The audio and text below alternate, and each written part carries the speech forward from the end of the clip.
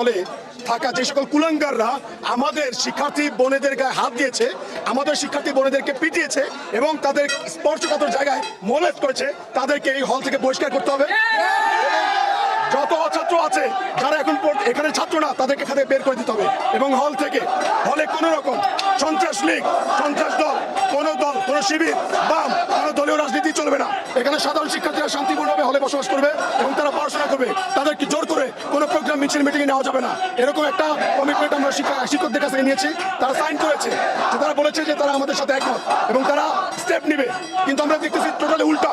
আমরা এখানে আছে অবস্থান করছি, কিন্তু বাইরে আপনারা দেখেছেন যে সব পুলিশরা মার্চ করছে আমাদেরকে ভিতরে রেখে। আমাদের প্রফেসর সকল শিক্ষার্থীরা বলছে, আমাকে যদিও বলেছে যে তিনি কিছু করবেন না, তিনি আশ্বস্ত করেছেন যে পুলিশ ভিতরে পাঠাবেন না, কিন্তু আমরা দেখেছি পুলিশ ভিতরে ঢুকেছে, মার্চ করে এই পর্যন্ত এসেছে।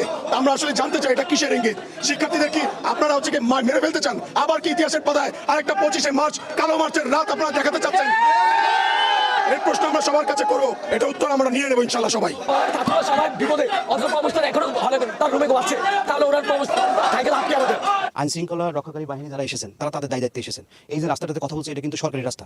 ওরা হলে ঢোকে নাই। হলে যেহেতু ঢোকে নাই, তো আইন শৃঙ্খলা রক্ষাকারী বাহিনী কেন এসেছে? এর সাথে আমাদের হলের কোনো কানেকশন নাই। হল আমাদের প্রভোস্ট এবং হাউস টিউটর যারা আছে তাদের নিয়ন্ত্রণে আছে। দেখেন, প্রত্যেকটা হলে আপনি এখন যাবেন, যে দেখবেন যে প্রভোস্ট আছে, হাউস টিউটর আছে।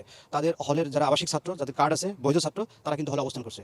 কোনো জায়গা থেকে একটি তথ্য পাবেন না যে হলগুলোতে ছাত্রদেরকে নিপীড়ন করা হয়েছে। আপনার দু একটা ঘটনা হয়তো শুনতে পারবেন যে অভ্যন্তরীণ দ্বন্দ্বের প্রেক্ষিতে ছাত্রীদের হলে, পার্টিকুলার রোকে হলে একটা অনাকাঙ্ক্ষিত ঘটনা ঘটেছে, কিন্তু ছেলেদের কোনো হলে কিন্তু এরকম ঘটনা ঘটে নাই। হলগুলো একেবারে নিয়ন্ত্রণ আছে। ইউজিসি যে প্রজ্ঞাপন দিয়েছে, সেই প্রজ্ঞাপনের সাথে ঢাকা বিশ্ববিদ্যালয়ের সম্পৃক্ততা নাই। ঢাকা বিশ্ববিদ্যালয় 73-এর রদ্দদেশে চলে। এখানে সিন্ডিকেটের একটা সিদ্ধান্ত হবে। আমার জানা মতে এখনো কোনো সিন্ডিকেটের সিদ্ধান্ত আসে নাই, সিন্ডিকেট মিটিং বসে নাই। মাননীয় উপাচার্যের নেতৃত্বে সিন্ডিকেট মিটিংয়ে যে সিদ্ধান্ত আসবে, সেই সিদ্ধান্তই আমরা ইমপ্লিমেন্ট করবো।